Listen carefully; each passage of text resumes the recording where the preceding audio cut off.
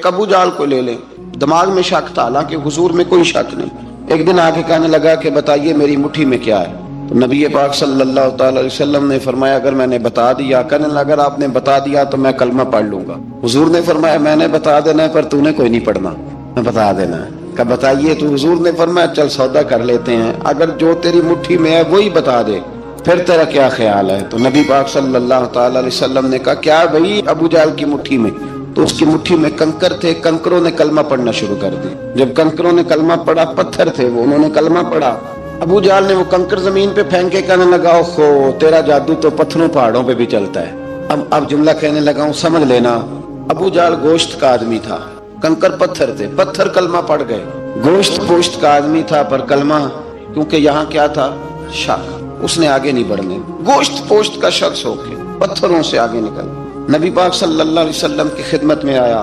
بلکہ وہ جو یہودی والی روایت ہے اس کے پس منظر میں بھی بعض محدثین نے لکھا ہے، اس کو بھی اسی نے بھیجا، کہنے لگا جاؤ نبی پاک سے جا کے کہو اگر وہ درخت آپ کا کلمہ پڑھے تو میں بھی پڑھ لوں گا۔ درخت، اب درخت ہوتے تو جاندار ہیں پر کلمے تو کوئی نہیں نہ پڑھتے۔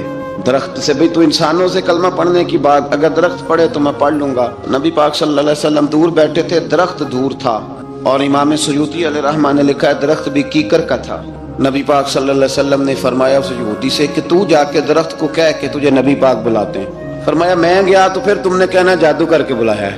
احتیاط بھی کی، ہر چیز آنکھوں کے سامنے رکھی، تو جا کے کہہ کہ تجھے بلاتے ہیں۔ وہ بندہ گیا، جا کے کہنے لگا، اور امام سیوطی نے اس کو لکھا ہے، کہنے لگے اس نے نبی پاک کا نام بھی نہیں لیا، کیونکہ ابو جہل اینڈ کمپنی کو پتا تھا کہ مصطفیٰ کے نام میں بھی بڑی برکت۔ خالی نام بھی نہیں لیا، کہنے لگا درخت وہ جو سامنے بیٹھے ہیں نا وہ تجھے بلا رہے، نام نہیں لیا حضور کا، وہ جو سامنے بیٹھے ہیں نا جاءت لدعوتہ الاشجار ساجدۃ۔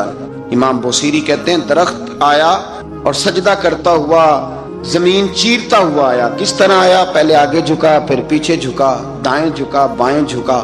یہاں بھی لکھنے والوں نے لکھا ہے کہ وہ نہ درخت اپنی جڑیں اکھیڑ رہا تھا، جب چلنا تھا نا اس نے حضور کی طرف آنا تھا تو آگے دائیں بائیں ہوا، جڑیں اکھیڑ رہا تھا۔ لیکن ہمارے استاد جب ہمیں یہ روایت پڑھایا کرتے تھے تو کہتے تھے جڑیں نہیں اکھیڑ رہا تھا، جب اس نے سنا مجھے نبی پاک نے بلایا تو اسے وجد ہو گیا تھا، وہ جھومنے لگ گیا تھا، جھوم رہا تھا، حضور نے مجھے بلا لیا، جاءت لدعوتہ الاشجار ساجدۃ۔ تو درخت آیا، اس نے آ کے نبی پاک کو سجدہ کیا، لکڑی کا بنا ہوا درخت ہے، سجدہ کیا۔ سجدہ کرنے کے بعد درخت اٹھا اور اٹھ کے اس نے نبی پاک کا کلمہ پڑھا۔ وہ جس کو ابو جہل نے بھیجا تھا نا یہودی، وہ درخت کی حالت دیکھ کے کلمہ پڑھ گیا، وہ کلمہ پڑھ گیا، لیکن یہی بے ایمان کہنے لگا ہوئے ہوئے ان کا تو درختوں پہ بھی جادو چلتا ہے۔ لا ریب فی، شک قرآن پاک میں، لیکن اگر بندے کے دماغ میں ہو اس کا علاج ہے کوئی، ادھر ہی شک بیٹھ جائے۔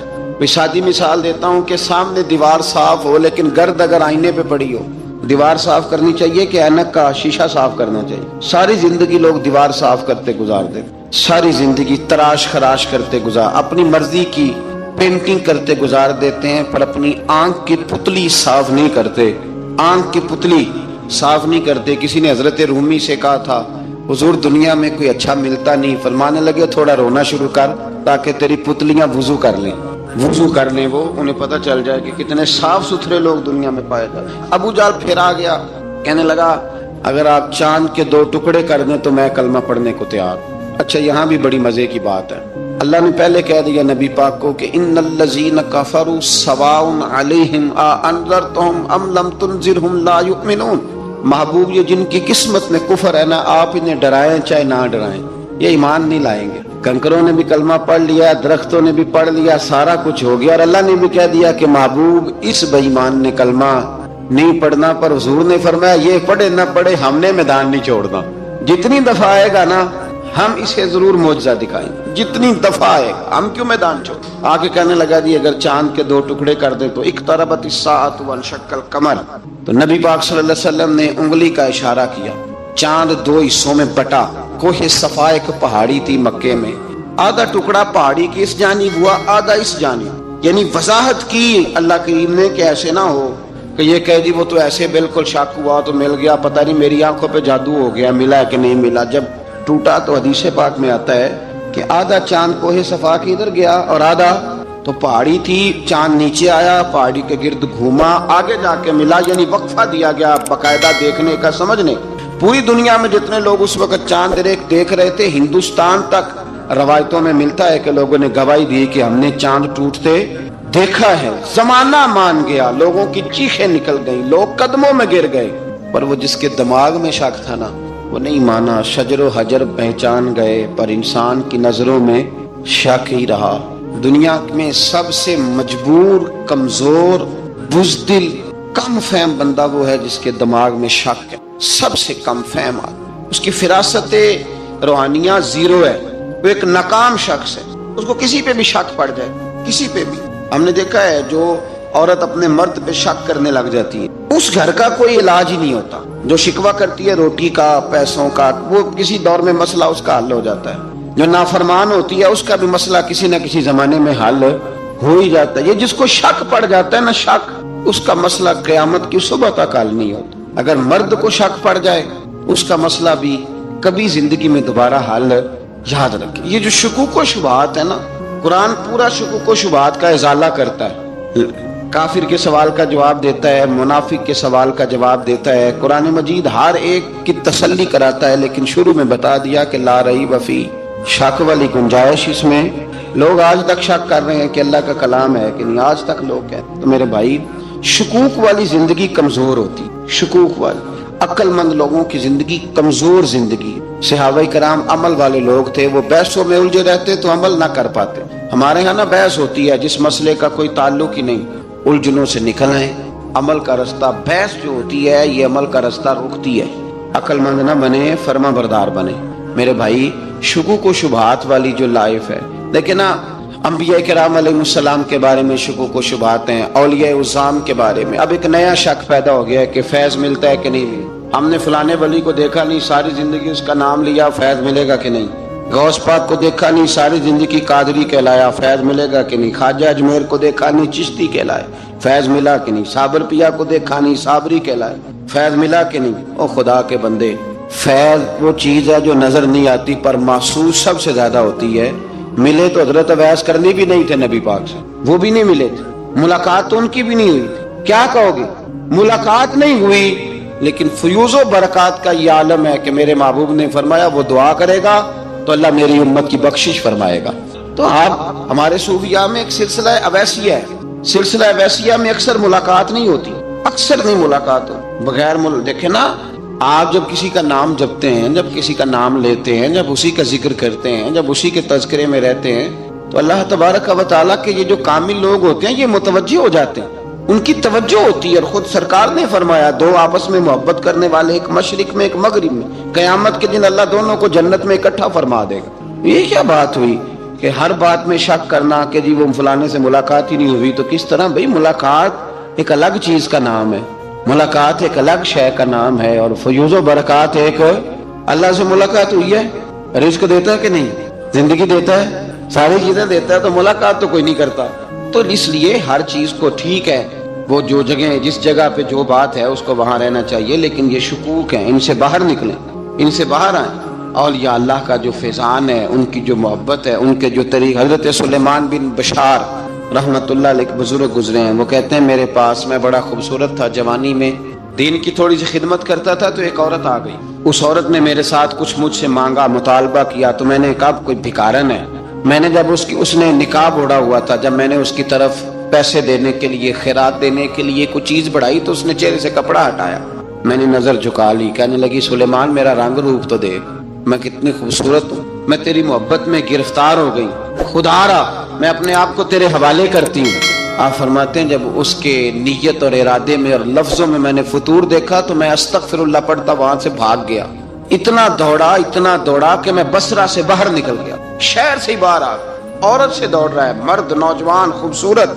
फरमाते हैं इशा की अज़ानें हो रही थी, नमाज पढ़ के मैं मस्जिद में सो गया, तो मुझे हजरत यूसुफ अलैहिस्सलाम का दीदार हुआ। जनाब यूसुफ कहते मैं हुजूर का गुलाम और गुलामों का गुलाम और सदियों बाद का गुलाम। तो जनाब यूसुफ अलैहिस्सलाम मेरी ख्वाब में आए और कहने लगे उठ जवान, मेरे सीने से लग, यार तूने तो नबी पाक का उम्मती होके वो काम किया है जो मैंने नबी होके किया था। अब काम हजरत यूसुफ वाला किया था ना, तो सदियों और सालों और महीनों का फासला बन सका, तो वो आ गए। मसला ये है कि शुकूक व शुबहात वाली जिंदगी नुकसान देती है। हजरत ہمارے سلسلہ مقدسہ میں ایک سلسلہ علویہ ہے جو اعلیٰ حضرت فاضل بریلوی کو حاصل تھا. شاہ عبدالعزیز صاحب محدث دہلوی رحمۃ اللہ تعالیٰ علیہ نے بڑا لکھا مولا علی کی شان پہ، حضرت علی پہ کلام، ان کا ذکر، ان کے تذکرے اس قدر فنا ہو گئے کہ ہر وقت ذکر علی کرتے. فرماتے ہیں مجھے خواب میں حضرت علی کا دیدار ہوا، انہوں نے مجھے بیعت فرمایا اور مجھے اپنے سلسلہ مبارکہ میں اجازت دی. تو شاہ صاحب رحمت اللہ علیہ فرمایا کرتے تھے کہ میں نے وہ بہت کم لوگ ہیں جن کو پھر ان میں بیعت فرمایا جاتا ہے، تھوڑے چند لوگ، اور ان کو سلسلہ مبارکہ میں اس میں چند لوگ ہیں. اعلیٰ حضرت کے بعد شاہ علیہ رسول ہیں، شاہ علیہ رسول کے بعد شاہ عبدالعزیز محدث دہلوی میں وہ ڈائریکٹ مولا علی شیر خدا سے بیعت. تو مطلب یہ ہے کہ کام شکوک و شبہات سے نکلیں. قرآن نے کہا لا ریب فی، قرآن میں شک البتہ وَإِن كُنتُمْ فِي رَيْبٍ مِّمَّا نَزَّلْنَا عَلَىٰ عَبْدِنَا، بندے کچھ شک کرتے ہیں، اگر انہیں شک ہو تو وہ اس طرح کریں کہ فاتوا بسورۃ من مثلی، پھر اس کی مثل ایک صورت لے کے آئیں، اور وَادْعُوا شُهَدَاءَكُم مِّن دُونِ اللَّهِ إِن كُنتُمْ صَادِقِينَ، سارے بے شک اپنے حمایتی بلا لیں اگر وہ سچیں. شک والی دنیا سے باہر نکل آئیں، حقیقت والی دنیا کو قبول کریں. شکوک و شبہات کا ازالہ نہیں ہوتا، شک دوسرے شک کو جنم دیتا ہے، نقص دوسرے نقص کو جنم دیتا ہے، غلطی دوسری غلطی کو جنم دیتی. اور انسان جب تک شکوک، میں نے آپ کو کہہ دیا کہ ہر گھر بس سکتا ہے، ہر گھر، ہر عورت کے صحیح ہونے کی امید ہوتی ہے، پر جس بی بی کو اپنے خاوند کے کردار پہ شک ہو وہ بیوی کبھی مطمئن نہیں. ہر گھر بس جاتا ہے، لیکن جس خاوند کو اپنے بیوی کے کردار پہ شک ہو جائے اس کا کبھی اس کے ساتھ سلوک مخلصانہ. شکوک والی زندگی بیماروں کی زندگی ہے، شکوک والی زندگی بیماروں کی زندگی، کمزوروں کی زندگی، بزدلوں کی زندگی. اس لیے حقیقت والی چیز جب تک آپ کے پاس کوئی چیز کلیئر ہو کے نہیں آتی. شریعت اسلامیہ نے بہتان کی سزا رکھی 80 کوڑے. پتہ ہے آپ کو، جس نے ایسے ہی بہتان لگا دیا، دلیل ہی کوئی نہیں، ایسے ہی کہہ دیا کہ جی وہ مجھے شک ہے، جی انہوں نے ایسے کیا، فرمایا اسے کوڑے مارو. شک کی بنیاد پر بہتان ترادی کرتا ہے، کوڑے کی سزا رکھی، 80 کوڑے مارو اس ظالم. یہ شک کر رہا ہے اس کو جب اس کے پاس دلیل ہی کوئی نہیں. یہاں بڑے بندے ہیں بات کر دیتے ہیں، کہتے ہیں جی وہ ایسا ہوا ہوگا، میں نے ایسا دیکھا تھا، ہوگا، کیا تھا، ممکن ہے. تو یہ شکوک ہے.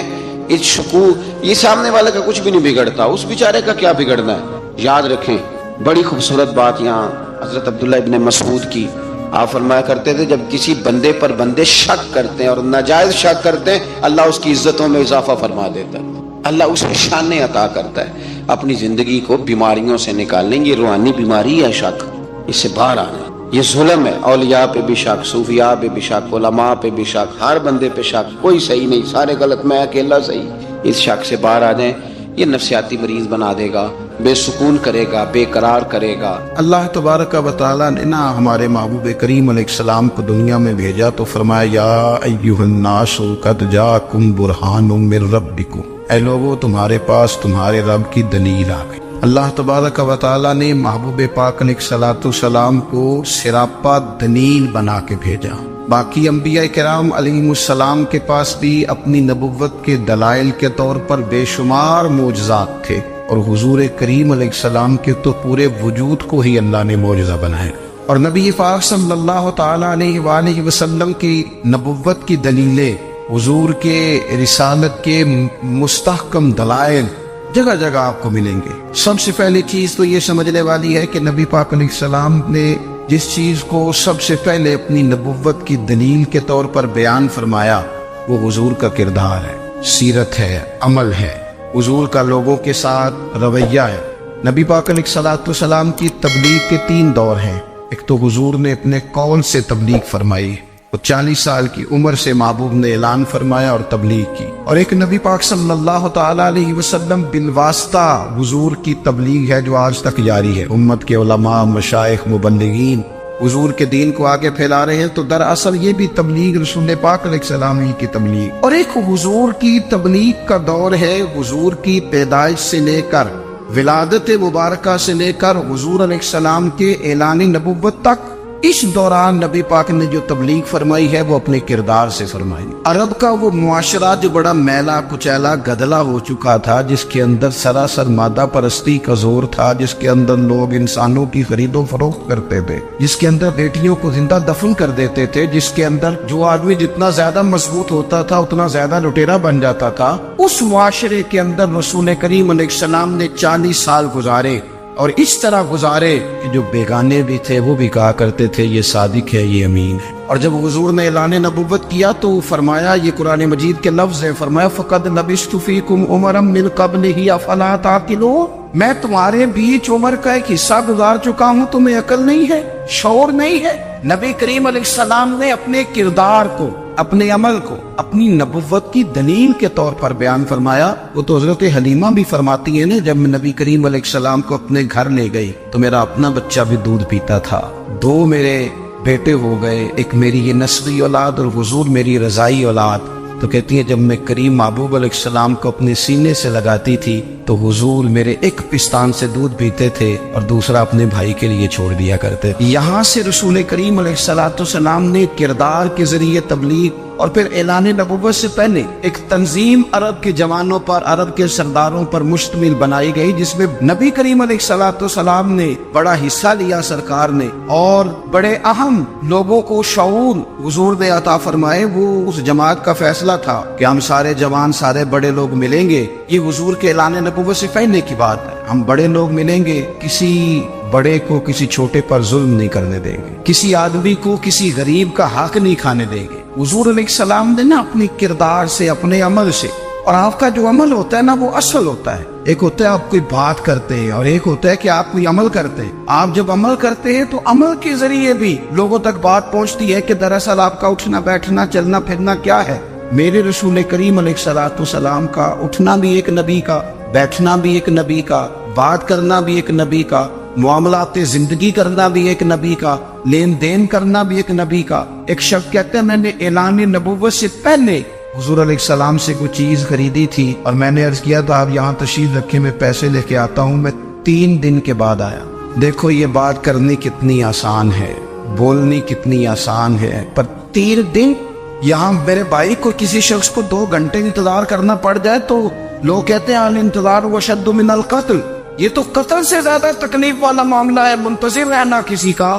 کہتے 3 دن کے بعد میں آیا تو میرے رسول کریم وہیں تشریف فرمایا، بس اتنا فرمایا یار تم نے مجھے بڑی تکلیف میں ڈال دیا، 3 دن ہو گئے یہاں رکے ہوئے۔ تو حضور نے اپنے کردار کو، اپنے عمل کو، اپنے معاملات کو سب سے پہلے اپنی نبوت کی دلیل کے طور پر پیش کیا۔ کسی نے کیا خوب کہا تھا کہ جو تیری جان کے دشمن ہے وہ بھی کہتے ہیں، بظاہر تو آئے ہیں نا ہجرت کی رات جان لینے، لیکن امانتیں حضور کے گھر میں رکھی ہوئی ہیں، امانتیں کاشانہ نور پہ پڑی ہے۔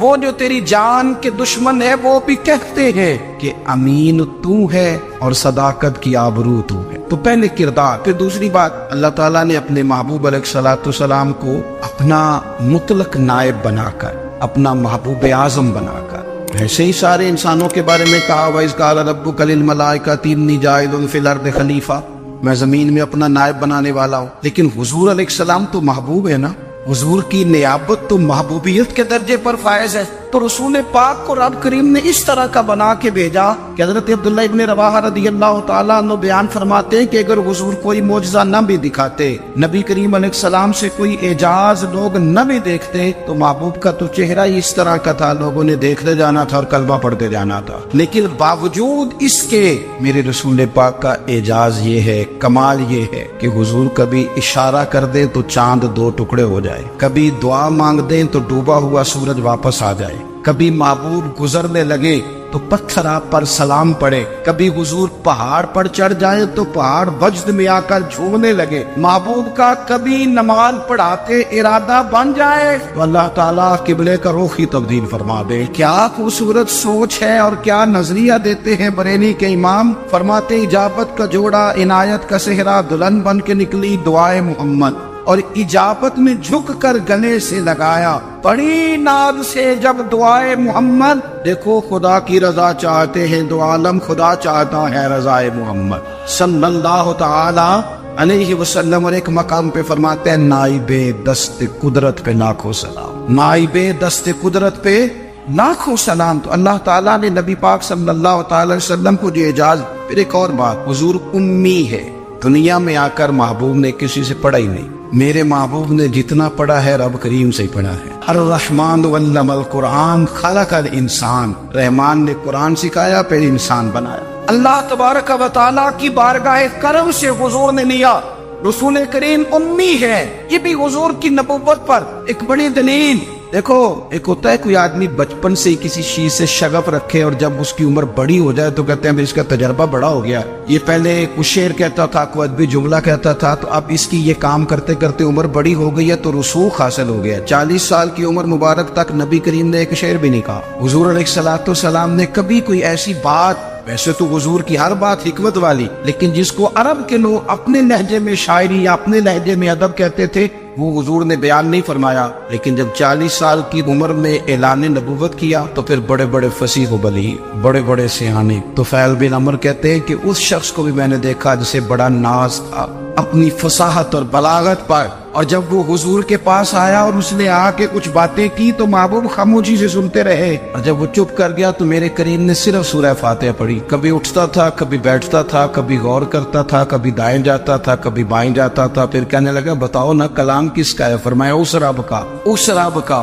उस रब का जिसका मैं रसूल बन के आया हूँ। नबी करीम सल्लल्लाहु ताला अलैहि वसल्लम उम्मी है, लेकिन हुजूर ने कायनात के राजों से पर्दे हटा दिए। नबी करीम ने जीने के सलीके बता दिए। हुजूर ने हर शख्स को उसके मकसद हयात से आगाह कर दिया। नबी करीम अलैहिस्सलाम ने वो फलसफा हयात बयान किया कि लोगों को सिर्फ जीने में मजा नहीं आया, मरने में भी मजा आने लगा। लोग आगे बढ़ बढ़ के जाने पेश करने लगे, अपनी औलादें कुर्बान कर, जो फलसफियों से खुल न सका और नुक्ता बरों से हल न हुआ, वो राज एक तैबा वाले ने बतला दिया चंद इशारों में। महबूब करीम उम्मी है, लेकिन हुजूर ने इस तरह दुनिया को सिखाया, इस तरह दुनिया को पढ़ाया, इस तरह हुजूर ने इल्म के चिराग और दीप रोशन किए कि क़यामत तक जिसे रोशनी मिलेगी ना, उसे सिर्फ दरवाजा मुस्तफा से मिलेगी, उसे रसूल करीम अलैहिस्सलाम के तारे दौलत से मिले। कुछ लोगों ने कहा कि अपने पास से आयात बना के लाते, अपने घर में बैठ के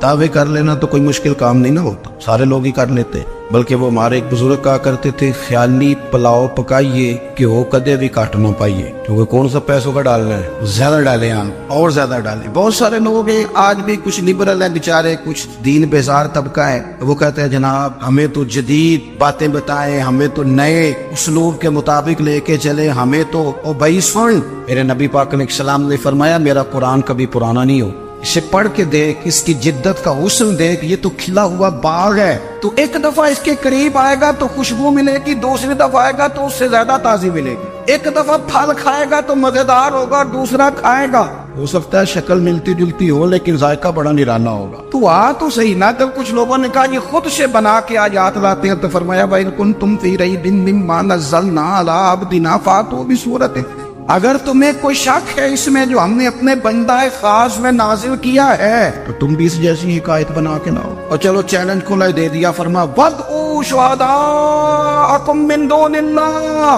अल्लाह और अल्लाह वालों को छोड़ दो, तफसीरी तर्जुमा अर्ज कर रहा हूँ, यानी सहाबा को छोड़ दो, हुजूर के मानने वालों को छोड़ दो, बाकी सारी दुनिया के काफिर इकट्ठे हो जाओ, एक आयत बस कुरान जैसी लेके आओ, एक आयत लेके आओ, इन कुंतुम सादिकीन, अगर तुम सच्चे हो। जवानों सुनो, कहा एक आयत, और ये चैलेंज आज तक कुरान मजीद का मौजूद है, आज तक। व इन कुंतुम फी रैबिन मिम्मा नज़्ज़लना अला अब्दिना फातू बिसूरतिन मिन मिस्ली, तुम कुरान के मुकाबले की एक सूरत लेके आओ और सारे हिमायती इकट्ठे कर लो अपने। इन कुंतुम सादिकीन, अगर तुम सच्चे हो। जवाब तो उधर से आना था ना, लेकिन कायनात के रब ने जवाब भी खुद दिया, फरमाया फ़ इन लम तफ़अलू वलन तफ़अलू, अगर तुम ना ला सके, और फरमाया तुम ला सकते भी नहीं, न खंजर उठेगा न तलवार तुमसे, ये बाजू मेरे आजमाए हुए, वलन तफ़अलू, तुम ला भी नहीं सकते। फत्तकुन्नार अल्लती वक़ूदुहा अन्नास वल हिजारा, फिर उस आग से डर जाओ जिसका ईंधन आदमी और पत्थर है। उइद्दत लिल काफिरीन, बनाई काफिरों के लिए, मोमिनों के लिए तो रब ने जन्नत बनाई है। उइद्दत लिल काफिरीन, ये दोज़ख अल्लाह ने किन के लिए बनाई है? उइद्दत लिल काफिरीन, कहता है काफिर के लिए बनाया। तो अल्लाह तबारक व तआला ने मेरे रसूल पाक صلی اللہ تعالی علیہ وسلم کو وہ کتاب عطا فرمائی، اور پھر حضور کی فصاحت و بلاغت، معرفت. دیکھو ایک ہوتا ہے گھنٹوں باتیں کرنا، ایک ہوتا ہے کئی کئی والیم پر مشتمل، کئی کئی جلدوں پر مشتمل کتب کا لکھنا، اور ایک ہوتا ہے کسی بندے کا ایک بات کرنا اور سامنے والے کی طبیعت کو اتنا جگا دینا کہ اگلی بات فوراً ہی اس کی سمجھ میں آ جائے. اور حضور نہ کسی کی انا کو نہیں جگاتے. ہم بعض اوقات کسی سے خطاب کرتے ہیں، بات کرتے ہیں تو سامنے والے کی انا کو جگا دیتے ہیں، ٹھیس پہنچاتے ہیں. وہ کہتا چل پھر تگڑا ہو جا میں بھی آیا. حضور انا نہیں جگاتے تھے، میرے نبی پاک ضمیر جگاتے تھے تاکہ وہ شخص فیض حاصل کر سکے، اسے کچھ ملے. نبی کریم کا جو انداز تکلم ہے وہ اس طرح کا ہوتا تھا کہ انسان خود بخود کھل اٹھتا تھا کہ مطلب یہ بات ہونے کیا لگی ہے، مطلب حضور کیا فرمانے لگے. نبی کریم صلی اللہ تعالی علیہ وسلم ایک دن محبوب کریم نے صحابہ کے دیے حضور کی فصاحت و بلاغت دیکھے. فرمایا محبوب نے کتنا نادان ہے وہ شخص جو اپنے ماں باپ کو گالی دے. کھلی ہو گئی لوگوں کی آنکھیں، کان کھڑے ہو گئے کہ یا رسول اللہ کون ایسا بدبخت ہے جو ماں باپ کو گالی دے گا. اب جب سوالات ذہنی سطح پر پوری طور پر ابھر گئے نا، اب رسول کریم نے بات سمجھائی. یہ ہے فصاحت و بلاغت، تیرے آگے ہے یوں دبے نچے. فصحا عرب کے بڑے بڑے، کوئی جان منہ میں زبان نہیں بلکہ جسم میں جان نہیں. یا رسول اللہ کون ایسا نالائق ہے جو ماں باپ کو گالی دے. اب جب ذہنی سطح یہاں تک ابھر آئی تو اب حضور نے سمجھایا، اور میں جب تم کسی کے ماں باپ کو گالی دو گے نا تو وہ بھی تو جواب میں تمہارے ماں باپ کو دے گا نا. تو فی نفس ہی یہ تم نے خود ظلم کیا ہے اپنے ماں باپ. کیوں تم نے ایسا لہجہ اختیار کیا کہ جس سے سامنے والے کی انا جاگ جائے اور تمہارے مقابلے میں آ کر کے کھڑا ہو جائے؟ کیوں تم نے اس طرح کے انداز اختیار کیے کہ جس سے سامنے والا بھی سارے پنجے کھڑے کر کے باہر نکل آئے اور کہے آ جاؤ پھر میں بھی میدان میں حاضر ہوں. رسول کریم کی فصاحت بلاغت دیکھیں نا، حضور دو چار جملوں میں ساری بات سمجھا جاتے. ایک حدیث پاک اگر ہماری سمجھ میں آ جائے، ایک روایت نبی پاک صلی اللہ تعالی علیہ وسلم نے فرمایا خوبصورت مسلمان وہ ہے جو بے مقصد باتوں کو چھوڑ دے. لو اس سے پوری زندگی سجائی جا سکتی ہے ایک جملے سے. کوئی لمبی چوڑی باتوں میں جانے کی ضرورت نہیں. کہا خوبصورت مسلمان یہ ہے جو بے مقصد باتوں کو چھوڑ دے، نا یعنی باتوں کو. کیا کہتے ہیں ہمارے دیہات کے لوگ، جڑے پنڈ جانا نہیں ادا راہ پوچھنے دی. لیکن آج کل لوگ باز آندے یعنی جس بات کا بالکل تعلق نہیں نا وہ بات بھی کرتے جاتے ہیں، جس کا شعبہ ہی نہیں وہ بھی چھلانگ لگا کے اس میں آ جاتا ہے. ہم اپنا وقت ضائع کرتے، اپنی صلاحیتیں ضائع کرتے، اپنا نقصان کرتے. ہم اپنا کام صحیح کر کے نہیں کرتے اور دوسری ساری دنیا کو ٹھیک کرنا چاہتے ہیں. وہ بھائی آپ جس جگہ جس شعبے سے تعلق رکھتے ہیں آپ اپنے معاملات میں مضبوطی پیدا کریں. حضور نے اپنی فصاحت کے ساتھ بلاغت کے ساتھ لوگوں کو قائل کیا، اور قرآن مجید کی تاثیر کا یہ اثر میرے کریم رسول نے دکھایا کہ رات کو جب حضور بیٹھ کے قرآن پاک پڑھتے تھے نا، جب یاسین والے نبی خود یاسین کی تلاوت کریں، جب طٰہٰ والے محبوب خود طٰہٰ کی تلاوت کریں، غور کرو نا جب مدثر والے محبوب خود ان جملوں کو ادا کریں، یعنی جن کی. اگر آپ کو ہماری یہ ویڈیو پسند آئے تو ہمارے چینل کو لائک اور سبسکرائب کریں. شکریہ.